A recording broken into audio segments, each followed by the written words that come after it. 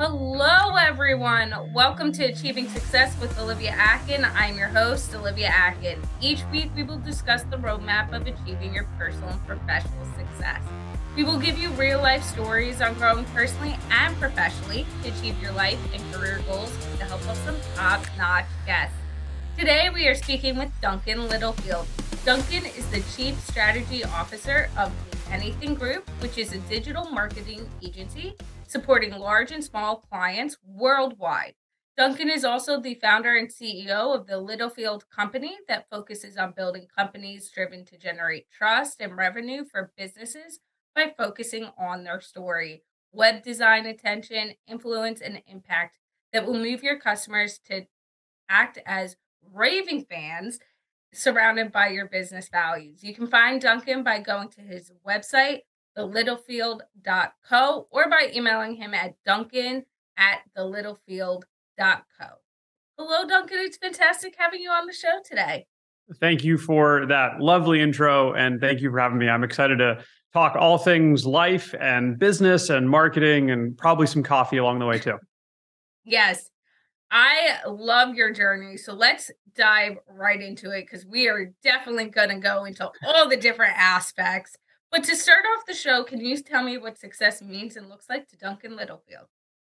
So it's as you kind of get welcome to a few stages over a course of business or life, this question comes up a lot. And I think I have a little bit of a different answer in that way of I don't have a specific measurement or number or goal in my mind that I'm going to look back in X number of years and say, this was the number, this was the success measurement.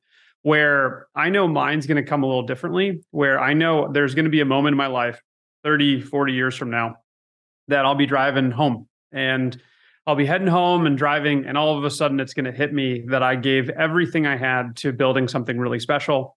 And there's going to be that moment where it's just like an overwhelming amount of emotion. It's not going to be a party. It's not going to be retirement. It's not going to be any of that, but it's going to be this one moment that it just hits me. That I did everything I could. I gave it everything I had with the right intention, for the right impact, for the right reasons. And that's going to be the moment of success for me. And I'm really looking forward to it. I have a long way to go. I got 30 to 40, maybe 50 years to go, but we're working really hard for it. And, right now we're 3% of the 100% journey we're going for. So success is that moment for me. And I'm looking forward to achieving it. But the process to get there is, I don't know if it's fun, but it's painful and it's happy and it's emotional and it's everything else that we all go through. So we're having a good time. And I think what is amazing of what you brought up is life is a journey, life is a process, and it isn't always the high moments that make you successful. It's that journey along the way that you can look back and be like, I did it. I gave it my all. I'm happy with the outcome. And I've definitely done that. I've looked at situations and before diving into it, I go, is this going to affect my happiness? Will I look back and potentially regret not going into this opportunity? Or will I sit back, like you said, 20, 30 years from now and be okay with every decision? And for me, if I look at a situation and I can't decide and I ask myself that question and I go 20, 30 years from now, I might ask myself the what if, what could have been, then I got to dive in and try it. For you, have you ever had that moment as you're on your journey going, how am I going to look at that? Or, is this a decision I should do now because I might question it down the road?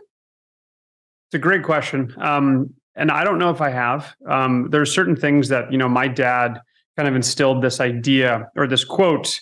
Really, it's a question with a back end, element of fatherly wisdom. But we always left the dinner table with this question of Duncan and Corinne, what does a man with options have? And the simple answer is options, right? You want to give yourself options in life to be able to have the ability to say, hey, this is the right move. Hey, with educated decision, this is the right move. And we kind of joke that I didn't ever give myself an option. I was always 100% in. Whether it was my golf career, whether it was the Littlefield company, it was always 100% of going, hey, this is the impact, this is the focus, this is the effort. And if it doesn't work out, it's okay. But if I go to bed every night and I sleep sound and my head hits the pillow and I am tired and I'm exhausted and I just left everything I had. I gave everything I have to the game, to the business, whatever it is. It's like that was a good day. And so we kind of joke all the time that it's like his fatherly wisdom worked a little bit, I guess, because of like, Corinne and I are seeing different levels of success or different avenues of success, and that's awesome. But the joke is that like, I was always 100% invested into one thing and everything took a backseat, good or bad. So now it's really over the last few years, it's the first time I've been able to kind of diversify that element of looking at options to say, hey, is this the right move? Is this the right move? You know what? There's so many times, especially like in startup culture, it's like you go down this rabbit hole, you go down this avenue for 6, 12 months, and then it's like wrong turn, wrong direction, wrong decision, and it's over. And like, that's okay. A lot of people look at that as failure. But if you look at that as going, okay, that is a step. I've learned so many things from failures 5, 6 years ago that I could have exited with a great amount of money. And a lot of people determine success in the cash scenario. So like I could have had a lot of success if that panned out and it didn't, and that's okay. And I am perfectly okay with that. A little thorn in the side, sure. But the reality is I don't think I'd be here today if that worked. And I don't want to sit back here and say I'm grateful for it, because like that thorn in the side being pulled out and that would have been nice. A little startup seed capital would have been nice. But the reality is that no regrets on my side of things. I can sit back here and say that I got no regrets and I'm good. I'm good. Yeah, I'm good. We're in a good spot. And I think that's such an interesting thing to dive into in perspective of what your journey is like for you and for everyone. Sometimes, like you said, you make those wrong turns, whether in the moment you realize it's a wrong turn or you look back and go, wait, what led me to make that decision? Because shouldn't have done that. So how can I learn and grow from it? But, one thing my friends ask me sometimes is like, when I do things like yourself, I go 100% in all aspects of my life. And it can get challenging when you're all in on your business and you're trying to be all in on relationships. And people are like, how are you doing it? And I'm like, well, if I'm not all in, then what am I doing? Like, what am I doing long run? Am I going to look back and no matter where I have been in life, like yourself, I lay down on that pillow every night and I can be okay with myself because I know at the end of the day, the decisions, good, bad, and different that I'm making, work wise, personal wise, they're the choices I've decided to make that day with the knowledge I've had that day and that perspective I had at that time. And whether all you can do is learn and grow from it, I know I can live with whatever that outcome will be. And sometimes you just got to try it. Yeah. I mean, what's the worst thing that happens? Right. And so it's not that bad, and the reality is that all of us are really, really lucky. And so if the worst thing that happens is you lose a little bit of time and a little bit of money, you probably picked up a really, really strong piece of education along the way. And, it's a long journey. Like it's a long hopefully, we get to do this for a long, long time. And I think that's the beauty of entrepreneurship and starting businesses and building businesses and investing into things is because like you're just playing the game, like that game aspect of trying to get better every day or trying to evolve something, try to build something, whatever it is. It's even for, somebody working 9 to 5 corporate sales. It's like, all right, I'm trying to sell this. I'm trying to move the needle. I'm trying to help a bigger business grow. That's awesome. But like, that's just the game that you're playing, and have fun and enjoy it. If you don't enjoy it, then it's a lot harder. It just is. yeah. And talking about games and talking about your journey, I want to go back and, like you said, you have had a unique journey and realizations along the way. Your professional ambition didn't just start from helping small businesses and helping people grow. In fact, it actually started on the green. You played professional golf for years. For you, what was that journey like playing professional golf and then competing at that level and that mindset you had to have on any course that any weather might happen and all those different perspectives that went into your journey? Uh, that's a great question because a lot of people talk about or ask me the question of like, what was it like transitioning into business? And what you just asked was this idea of like being prepared for anything. And so a lot of people, miss that part because in the game of golf, I've said it for a while now, the game of golf taught me creativity. So there's not one golf shot that's the same. There's not one single thing. I could fight all day about this topic and this argument, but you have to be prepared for any aspect. So a simple 6-foot putt will be different green speeds, different grain, different grass, different hole location, different slope. I mean, you name it. Like your feet are going to be a little higher, a little lower. It doesn't matter. It is going to be a different moment, a different shot every single time. So now you think about playing a golf hole and like simple par 4, little dogleg right, 400 yards. There is thousands of ways to play that hole. But what you have to do as a golfer, you have to judge everything in front of you and make the best decision possible to create the lowest score. So the same element is like waking up every day to be prepared. It's routine, set up for success, have these moments, but not everything is perfect. And I mean, again, arguably the most non-perfect game in the world. It is the thing that taught me creativity because you can see golf shots. It's all right. I can see the arc of this. I can see the wind pulling it this, whatever it looks like. And like, that's a really cool thing to then take it over to a creative field to then look at all aspects and take in 47 pieces of information very quickly and go, those are the best two options. Let's talk about those two. Because a lot of people will just go overwhelmed with 47 pieces of information or 47 writers being in the same room and going, let's do this, let's do this, let's do that. And it's like, you can hear these things very quickly to then go, those are the two best options. Let's talk about those. And same thing in golf. It's those are the best two golf shots to make me shoot the lowest score possible. Let's talk about those. And I think one of the most interesting aspects of golf, and I say this all the time too, of like, you have to be able to make those decisions and you can't just focus on your swing and be like, if I get the perfect swing down with this club, then I'm going to hit par every single time. And I'm like, that is not going to happen. And the other part of that is your golf swing can change every single time. Just, one posture move in your swing can affect different, like up to 7+ positions as you're actually swinging the club. So you go into it one way and you just inherently move your body or breathe or like whatever it might be. And you change midway. You're now changing the trajectory of your swing, where you're going to hit the ball, how hard you might hit the ball.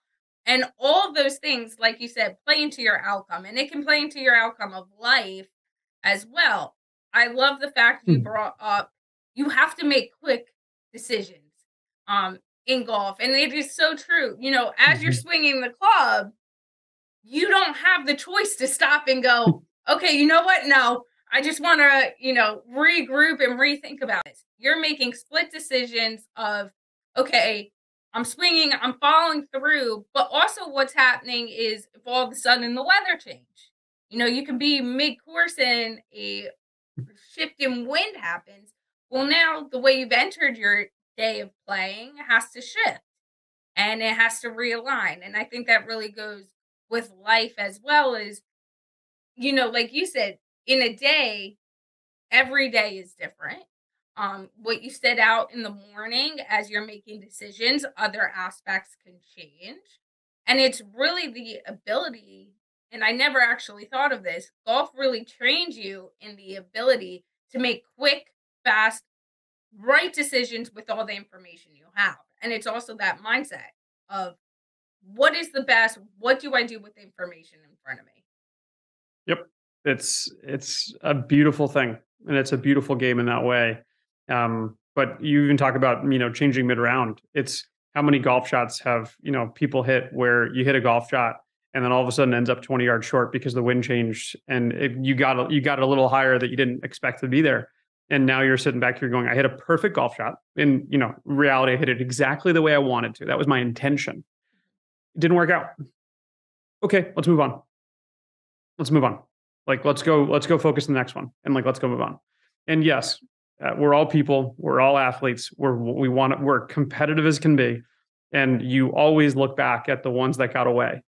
And it's, could have done that better. Like there's a great story. A good friend of mine, one time shot like 59, which is unheard of. Like it's so low. It's so many birdies. It's a joke.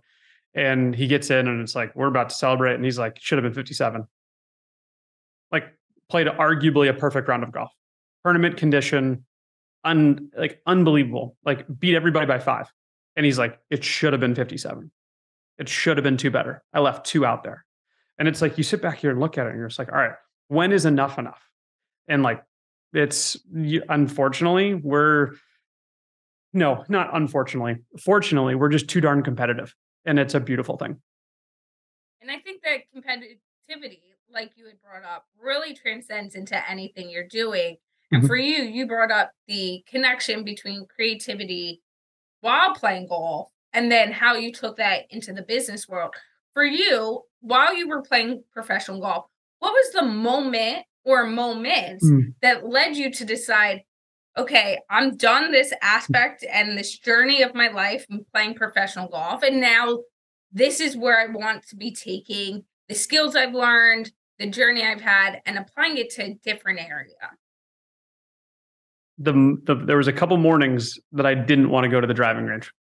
So professional golfers, you talk about repetition because you talk about changing conditions. So you try to make as much or as feel as robotic as you possibly can to then add in feel and add in change. So it's, hey, I know what this is going to do. With this, it's going to do X or it's going to do Y. That's my equation. But now I needed to do Z.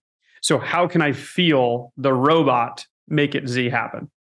And so there's a lot of moments where you just hit 3-footer after 3-footer after 3-footer, or then draw after draw after draw, and then cut after cut. And so you just kind of keep working through this.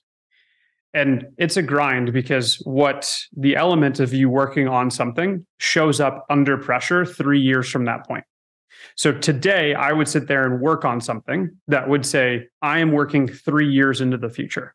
Hey, when I am under pressure, when I'm in the chance to win a golf tournament, I can hit this shot and feel that I know it's going to happen because of the work I put in. So 3 years down the line is it's not that long of a time, but it's a really long time. Like that's a really long time. And especially today, that is an enormous amount of time. Like most people don't think 3 weeks ahead, let alone 3 years ahead. And when you build a business or you build a career in focusing in 3 years, you have to have the conviction. You have to have the belief. You have to have the motivation. And when it starts to dwindle, it's really hard to get it back if you don't have it. And mine dwindled. Let's call it that like little light kind of went out a little bit. So there was days I just didn't want to get up and go get better. And it wasn't like I was depressed. It was more of just like, I don't know if it's in me anymore. And, you go through, every business owner, every athlete goes through moments of, okay, I got to go do this again. I got to go do this again. And I got to go do, and you feel like you're just beating your head into the wall. But when there's moments you just recognize, you're just like, I am not ready to go get better. And those are a little more consistent. That was for me, the time that I knew that it was time to hang them up and kind of take the next step and look what's next. And I explored it. And, my parents and I talked about, we took a hiatus. And so technically I'm still on that hiatus, but, we said, hey, we're going to take a few months, regroup, go do something else, and then just see what happens. And, if I get drawn back to go compete again, then that's a great thing. And if I don't think about it, then I pretty much know that's my answer. And that's what we did. We sat back here and said, hey, I wasn't ready to go the grind to go get better. And I wanted to challenge myself with something new. And, is it still in me? Sure. But I have no regrets for the game of golf. I gave it everything I had. And, now it's back to competing as an amateur. And, I play 20 times a year and that's okay. And I'm good with that. And what I love about what you said as well is sometimes it's about just realizing within yourself when, we all have those days where we're back to back doing the same thing, trying to hit that goal. And you're like, hey, I just don't feel like doing it today, right? To take something as simple as working out. I don't want to say as simple, but something that most people do is, depending on whether you hit the gym every day, 3 times a week, whatever it might be. And especially if you're doing it every day. Sometimes by day 3 or 4 in the week, you're like, you know what? I don't want to do it today. I want to sleep in that extra 15 minutes, 20 minutes before work. When you get that, but then you get the aspect of, no, I really just don't want to do this today. Day 3, you know what? I'll just continue to sleep in. I'm really not dedicated. It tells you something. And when you start to listen to that voice, there might be not the aspect of, I just don't feel like doing it, so I'm not going to do it. But hey, there's something else I might actually be wanting to do with my time instead of this. And what is that and why? And when you ask yourself those questions, you kind of dive into, let me start to explore something else. And that's really important to do, is when your mind and body just keeps telling you, you know what, I don't want to be doing this. There might be a bigger reason of that why to really take in and explore. Yeah. And that's where we sat. And that was, gosh, a handful of years ago. I don't remember the exact date, but it was a handful of years ago at this point. And when you sit back here and going back to like my dad's wisdom of like, a man with options has options. And I didn't have any options. I left college early to play full time. I didn't have an accounting degree or a marketing degree to fall back onto. It just was, all right, let's go tackle the next thing. And I'm so grateful that I had an incredible support system around me that was supportive of not only the decision, but also like the ability to take the next step, or, what it looked like. And so I was really grateful. I know a lot of people in this world, and even in the professional world, like I still have buddies who are still going after it and have great systems around them, but it looks different. And I was just very grateful that I was given the ability to say, this is my choice and it's time. And let's go do the next thing, and let's go be great, hopefully be great at the next thing. Let's just go put all of our energy into the next thing. And, after a little bit of, stumbling, a little bit of moving around and trying dabbling a little bit, I was grateful to find it pretty quickly. And I was able to put everything back into it. And it's been a great journey, and I have a long way to go, and I'm excited about it. I like how you said the aspect too of, it was your decision, it was your choice. Not everybody, whether it's playing a professional sport or even in the working world, has that choice to say, okay, now it's time. I want to move on, whether it's sports and all of a sudden you get a career ending injury, or it's that job where it's just not needed in the industry anymore. And now it's, okay, well, I got laid off or fired from my job, and now trying to get a new job doing exactly what I was doing just isn't out there. What do I have to do next? And that's sometimes the benefit of being able to know when to walk away is so powerful in your own world and your own centerpiece and gravity and growth for you. And you kind of started to bring it up. What was that journey like from point A of, I don't want to play professional golf anymore, I've hit my limit, I'm good of where my career has gone, to I want to be working with other businesses, growing their business from 0 to 1? It's a great question. And I would sit back here and tell you that I didn't have the answer leaving the game of golf. I didn't have the answer of saying, all right, today's it. I remember it was a US Open local qualifier. It was my last professional event. And I remember going into that event being like, this might be it. This might be the one. And I kind of gave myself this pep talk of this idea of, all right, if I go show myself something today, I'm going to keep going. And I didn't show it to myself. And I didn't really know what it was. I didn't know what to expect. I didn't know if it was X, or it wasn't a number. It wasn't a score. It was just like, there was something inside of it. And so leaving that tournament, I went through like every stage of like death, of like, it was sadness, it was acceptance, and it was like anger. It was everything. It was this beautiful 2-hour drive that was painful. And it was emotional.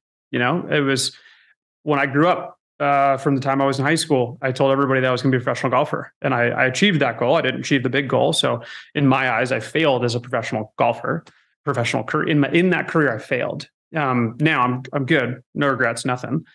one regret very later, but like couldn't have changed that. Didn't even have a clue of learning that moment until I started businesses. So to kind of summarize that, I didn't leave that tournament saying, oh, now I'm going to go do this. Now it's here, or it's now I have this job waiting for me. It was this element of I have to go get creative again in something different.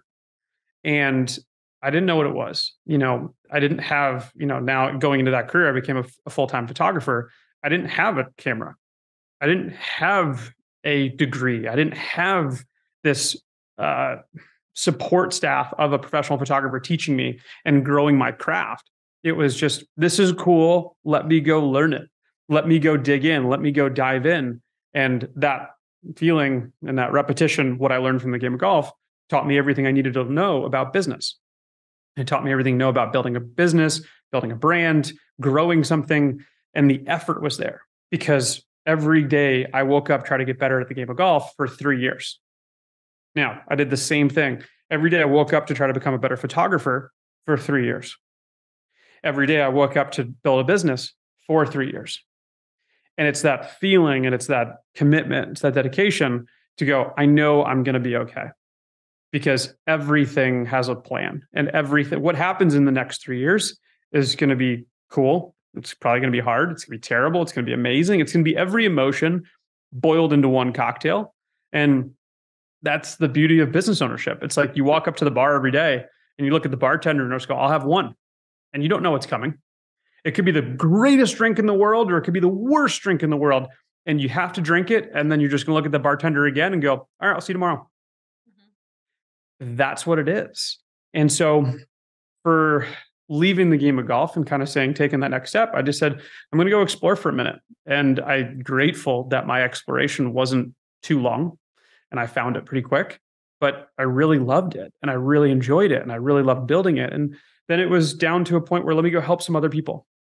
Let me go help them tell their story. Let me go help them connect to people that they never thought possible, or whatever it was. And that drive, that bigger goal got me through everything. It got me through, waking up every day and saying, all right, let's go. Let's go to work again. And I didn't have those moments where I just didn't do anything but watch movies. I didn't have that. It was right back to it. And I'm just grateful that I found it really quickly. And one analogy I love that you made was going up to the bartender and just going, I'll have one. I'll have one. That is so true in entrepreneurship and starting your business and being the business owner. Like, just never know what's coming down the pipeline. And you just have to dive in, take it, and then go, okay, I got to go with today. Like, this is what today's serving me. And the same thing, you can have a good day, you can have a bad day, you can have a day full of meetings, or you can have a day where you're working away on trainings, and like it can just give you whatever it gives you.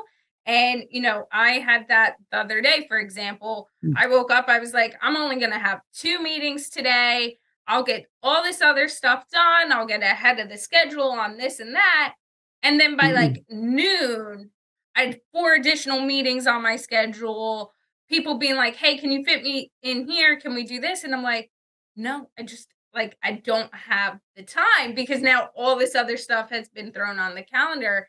And that works in life too. Sometimes you get up and you're a parent and you're like, oh, today's going to be a great day. And then your kid wakes up and they're sick. And now it's like, okay, well, how am I going to pivot in this? Because now my kid's super sick, and do I have to take them to the doctors? Do I have to call out work? Like, how do I juggle that? And then it's just waking up tomorrow and doing it all over and just saying, I'll take that one and see what it gives you. But what I love about that as well, in what you were saying, was what you're doing today is building, and it's building, and those things that you're doing today will give you the capability to handle stuff down the road.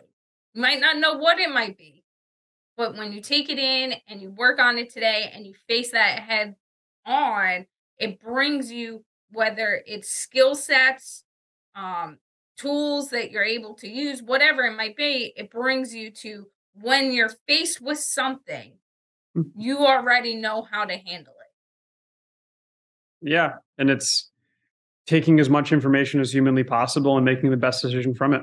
And just like you said, it's like if you're a parent and your kid wakes up sick, it's like, I don't know what that world is like yet, you know. But it's just the same thing with bringing a staff on. You know, the minute it's no longer a one-man band. And I think the biggest lesson for me was that I've never had a boss before. So like I played professional golf and like it was the Duncan show. It needed to be the Duncan show. When you're a professional athlete, you have to be a little selfish. And when you're a solo business owner, photographer, whatever your craft is, it's like, especially in the creative world, it's like you kind of can also be a little bit of like, you know, self-important. Hey, it's my world. It's my way or the highway, because it's only you. But the minute you add staff members and team members and people around you, it's okay. This changes everything. Or you know what? We wake up for a shoot and crew calls out, or you know, team member sick, or whatever that looks like, and it's like, okay, bummer. Go get better. We'll go take care of this. And if you build a really strong team and really strong system, then like those things fall into place really easily. But if you don't think about it, then you're what's the old expression? Up a creek without a paddle.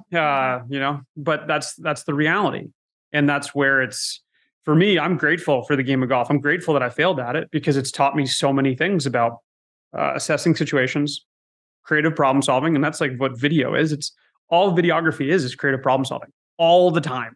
It's here's the problem, here's our goal, here's what we're trying to tell the story of, what's in front of us, and it's a lot of stuff. And it's like my team does such a great job, and they are so good at what they do because they can sit back here and they can consistently huddle. And I think that's a really cool element of, you know, what we kind of embark as a business. It's like consistently huddle, consistently communicate. When things are going wrong, it's you're not the only person in the room anymore. And just like so much of life, it's like you're not the only yeah, you're running your own business. You're the only person, but you're not the only one in the room. There's so many people that have experienced such similar experiences, such similar, you know, client issues or technical issues or whatever it is. It's like you can very easily bring people around you to get the answers and then go, cool, I've accepted this information. Just be a sponge. I've accepted this information. This is what's going to happen with it. I'm not going to do it 100%, but I'm going to add my twist into it because of all the other elements that I know. But I'm taking this saying, cool, thank you. And I might take 10% of it. I might take 80% of it. I might take 4% of it. Doesn't matter what the number is. It's just knowing that you're making a great decision with strong data, with strong education to go make the best outcome and wake up tomorrow pumped, or go to bed at night with your head hitting the pillow, leaving everything that you gave into it. And if you keep doing that, you're going to find success.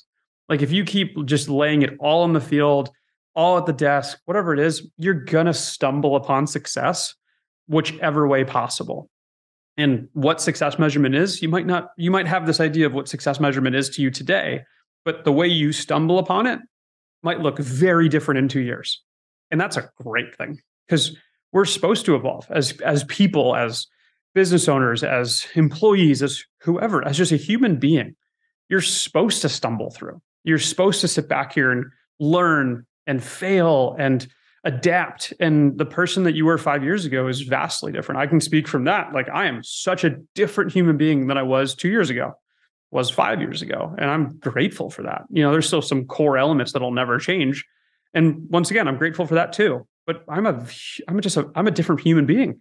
And because of the experiences that I put myself in, and it wasn't, I was forced into them. I put myself there, and I'm lucky. I know there's a lot of people that would love to do what I do, and I'm grateful, and I'm not going to waste it because a lot of people sacrifice time and energy and commitment into me, and I'm not going to waste what the opportunity that I have. And that's what wakes me up every day. I think as well, the importance of understanding there's that bigger picture that plays into it will help you along that journey. And like you said, you can be such a different person a year, 2 years down the line, especially once I've started this business. For example, my friends joke that I get the podcast voice out, whether I'm hosting an event and because I run non-for-profits and stuff as well, in addition to my business. And I've started to hear that. I was hearing it a few months ago. I was hosting just a regular trivia night. And all of a sudden I'm saying the trivias in the voice that you hear on the show. And at first I didn't think anything of it. I'm like, oh, it's just because I'm recording and this and that. And then my friend actually brought it up, and her name is Allie, and we were driving in the car, and she was like, I love listening to the show. I have my student athletes listen to this show and all this stuff, and they love it. She goes, but if you take your voice on the show and then you take your voice of how you're on phone calls or how we're talking right now, she's like, you never know it was you. And I was like, yeah. And then, I actually had someone also say to me, I was in this situation and I had to ask a difficult question to someone I did not know. And it was a question everyone in the room was thinking, but no one, was fully comfortable asking that question. And in my split mind, quick decision, I asked it in a way that I would potentially ask you a question on the show of a very taking a stance either direction. I want to hear it from your perspective. Feel like you can tell me, and then we'll go from there. And I ended the question, and the first thing the girl said to me in that situation was like, I love talking to Olivia. Now, mind you, I'd met her like 10 minutes ago. The guys in the group had met her a few hours ago. And she's like, I'll tell her anything. And she was way more transparent to me and answering my question because she felt that comfortability and no judgment than the guys who were 100% thinking it, just not asking it. And one of the guys pulled me aside and was like, you asked that in a way that was so comforting, but like, hey, let's get down to the nitty gritty. Like, what's going on? Where's the decision? What path's the path forward? And it allows people to be transparent. So, I've always had that, but now I definitely see in things I'm asking it of people going, that was a different approach than I probably would have taken. And I'm like, I'm just used to that now in that environment. And I think some of those traits can be so good as you're growing to look at things and be like, yeah, I was that person that, you have people out there that are the people pleasers. And as you're starting a business, being a people pleaser is not always the way that you can handle things. Sometimes you have to put the business first, you have to put your team first, you have to put, certain aspects first. And so sometimes it's who is showing up, who is doing the work, whether it's in your personal life or your professional life, and saying, are they really showing up for me like I'm showing up for them? And if not, it is sometimes okay to go, okay, my time has to be devoted somewhere else. If this isn't mutually beneficial, then it's okay to part ways. And it's growing and learning that gives you the perspective to say on your journey, I'm okay with where this is now. I appreciate where the journey has led us, but let's, like, as everyone, as we grow every single day, you don't have the choice to be standstill. And I think that's one thing that people forget. And you capture that in your videography, is showing where that company, where that brand is today. But then you also have that journey that if you go back and film them 6 months, a year from now, I bet that perspective and that lens would be a little different. For you, how do you try to capture that today essence and what that company represents and bring the individuals and the customers into that realm?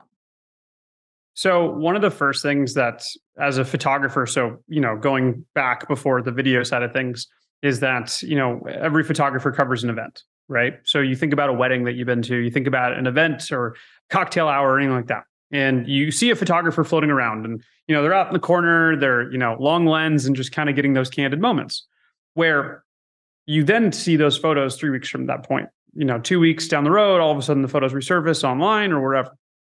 And you're sitting there and you're like, man, I was wearing a navy dress. Or I was wearing a black suit. Why does that dress look like royal blue? Why does that suit look gray or whatever? Right? Because it's the artist's interpretation of what it looked like. So I always had a problem with that. And I always wanted to make it feel like if you were at the event, I wanted to honor that event for what it looked like, for what it felt like, for what it did, for the importance or the impact that it made. So why would I change a color of a dress or a skin tone or anything like that? I wanted to make it very real and very honest and very vibrant. And hey, this was fun or this was a great event, and not change the reflection of it. So I learned that lesson very early because everybody came up to me and they're like, we were at that event. That's exactly what happened. We took the same thing into video, where if a company is trying to swindle or tell a story that's not really theirs, we're not about it. And we will have a very hard time telling that story. So we also believe in trust and transparency. And like that emotive engagement to have somebody go, I am attached to this business. Why do you buy Nike shoes? They're not better than Adidas. They're not built better than any other brand out there. Maybe some, but like reality is like, but why do you buy Nike? Because you're emotively connected to that brand. You know how it's going to show up. You know, what's it going to look like? You have all these things, these success measurements that you're like, I trust that business. The same thing in any other business, whether it's a mom and pop donut shop or Nike Fortune 50, doesn't matter. If you sit back here and tell your truth, why you're doing it, what you're doing, how you're going to do it, and people then show up and see that person on camera, how they did it, why they're doing it, then at that point, that trust, you've locked them. You have one chance to make a great first impression. And if it's all of a sudden, it's like, we do all of this great stuff, and then you come to it and you're like, that's really not what it was. Is that person going to come back? I don't think so. This world has so many opportunities, has so many options. Think about a coffee shop. Around every corner of all of the US now, there's usually a coffee shop every block or two, right? Why pick the one on 4th compared to the one on 5th? They do the same thing. They offer the same cup of coffee, but the reality is the business owners are completely different. The stories behind them are completely different. The marketing's different. The branding's different. Potentially the coffee's a little different, but at the end of the day, you are getting a cup of coffee. So why pick the one on 4th compared to 5th? The reality is the one on 4th had good marketing and hooked a demographic that talked to them, and then they went into the coffee shop and they performed what they said they were going to do. Connected. I will always go to the one on 4th unless somebody invites me to the one on 5th. But I'm now not going to go to the one on 5th because I have my place until the one on 4th messes up or they close. So when you're looking at building a business or telling a story, it's why change the story? Why change the narrative attached to what the business is, why they're doing what they're doing, or why the owner started it? Why is it different? Because you have to spin it or the marketing of it? I would rather build a business that's built on 100%, and maybe not like 100% honesty, but like the foundation of like why you do it, why it gets you excited. And if you're about the money of it, being like, I started this to make money. Okay, cool. Then say that, because you're going to have a group of people that are attached to that element, and they're going to go help you build it. Because if you sit back here and say, I'm going to go build a business, this is how I'm going to do it, I want to invite you to the journey. You've invited a group of people that are probably going to help you build it because they want to see you be successful. And for that, like, that's why we don't change the narrative. Or if it's swindling feels, it's like, yeah, this doesn't feel right. We sit back here and really talk about going, is this the story that we want to tell? Is this the company that we want to be a part of? And for that, it's like, we just want to make sure that that company is doing what they do, because that's where you're going to build the trust and the emotive connection to have a lifelong guest, have a lifelong customer. And that reward will be far greater than 6 months of aggressive sales. Be very real. I would rather take a long-term 30-year customer in a large business or a 10-year customer in a small business compared to 6-month short sell of rocket. I would rather have it. But how do you build incrementally and have these moments of being on a rocket ship that at that point fuel the next 10 to 20 years? And that's really where storytelling, videography, and everything else, marketing, what the owner's story is, what the journey is, because you're inviting people into something very personal. And that's what we're about. And like, that's what can help a business grow. And that's what that's what our team wakes up every morning to do, is to go help those businesses who want to grow, who want to make an impact, who want to make the change, or who just want to build something really special. And that's what we're all about. And that's what is fun in that process, because it's bigger than us. Right now you look at the creator economy out there. And if I was like a vlogger or a creator and I had to wake up every day and I have to go create a vlog about my life, that burnout is real, because I have to keep upping it or doing better or thinking about the new idea. Where for us, yeah, we get a lot of creativity, but we can also work with a company that says, hey, you've never touched this industry, but we trust you to tell our story. Now we got to go educate you about this industry, go learn something new. So now if we go create 20 videos for them, we won't get burned out, because it's new and it's exciting and it's fresh. And we're not the foster of this like pure idea of like, how do I go create a vlog to go to the 4th Street coffee shop for every day for 365 days a year? Because I have to go tell a new story every 365 days. I have to tell 365 new stories about the same exact exercise. So you look at these creators, Casey Neistat, like incredible creator. But you look at these TikTokers now and these YouTubers, and they attach themselves to so much more because the burnout is so easy. It's so real. It's so right in front of you, because I'm just a vlogger. For us, we're way more of a commercial company, because we want to support those businesses who want to grow. We want to support those industries that are making impacts and huge changes, because like we get excited about educating ourselves. And I can sit back here and say that we've worked in almost every sector of business, and that's amazing.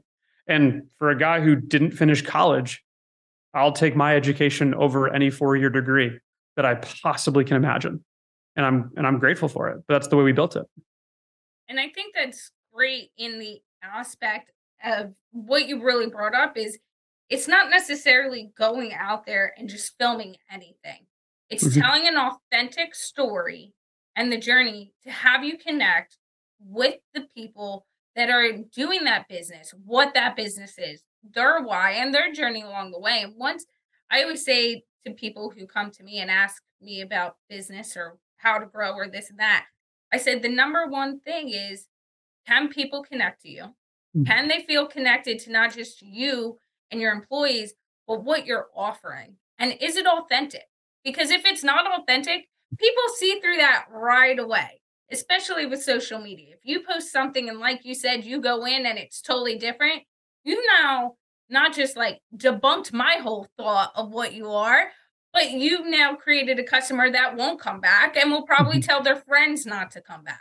So whether it's on the journey of just growth, or you're there and you're now in a mature business in the life cycle, or whatever it might be, it is that continuation of incline that, like you said, that rocket ship of you don't want it to just go off and then never be able to retain it. It's the retention that will really get you to thrive. And part of that is making your customers feel like they are really a part of your community.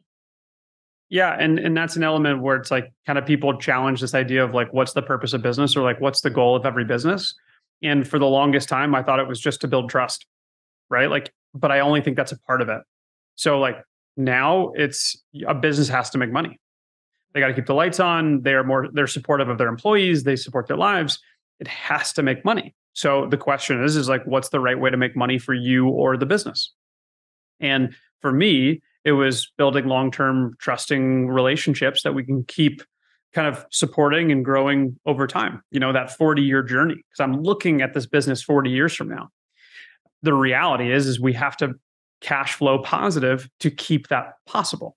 So now when you think about video, production, marketing, anything like that, yes, you have to tell the right story. That has to be a return on investment. Because if it's not, then the business goes away. And that's a problem. And that's where, jobs go away. Like that's where real bad stuff happens. The economy needs to get flooded again, which is a whole nother conversation for another day. But the truth of it is like businesses have to be profitable to then support the people around them. But how do you become profitable? And that's a question for each individual business owner, because they're running the business. They're running the numbers. They're telling the stories. They're saying that narrative, and they have to have the right offer. Because if the offer is not aligned with the narrative, and it's just like you said, it's like that word, the 2021 word of authentic was blown out of the water, like the buzzword of the year. But its reality is going, hey, I'm doing this. This is what it is. Let's go do that. It's really that simple. And so business owners need to figure that out. And I think a lot of great ones have. And a lot of great ones will fail and they'll figure out it for the next time. But this business build of how to build success into a business, it is cash and it is profitability and it is storytelling and it's everything that you need to run a business really, really, really well. And it's a beautiful game. It is a really fun, beautiful, painful, amazing game that tests you in every single way. And I think that is a great takeaway and will lead into some of the great things we talked about today because life in that journey and being able to, like you said, just say what you are and then show up and provide it is a very key success to, like you also said, the monetary, because every business does need to make money. And because whether we all like it or not, we do have to pay for things. We do have bills when you become a grown up.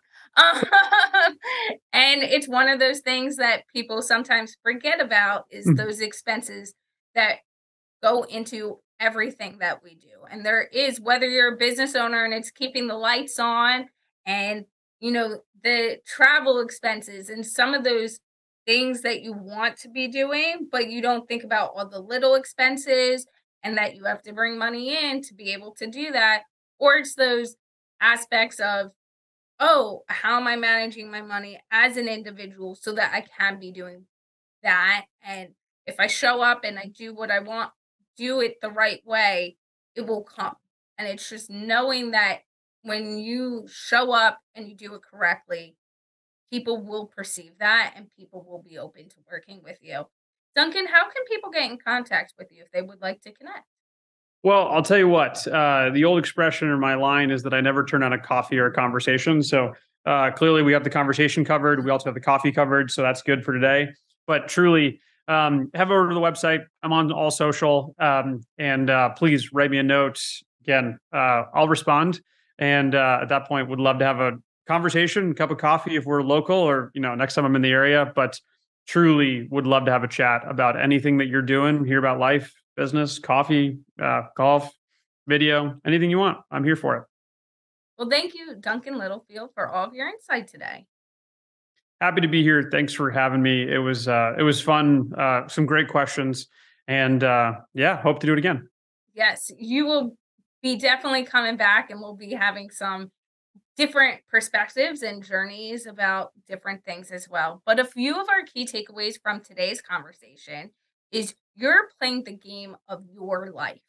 So it's all those things that pivot. The moves you make today will affect your game in the long run.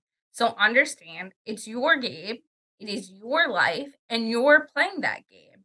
So you're the only one that can determine the success of that game, as well as golf really helps make you a decisive decision maker with the best decisions in front of you. You have to make them quick sometimes. You have to be okay with whatever that outcome is.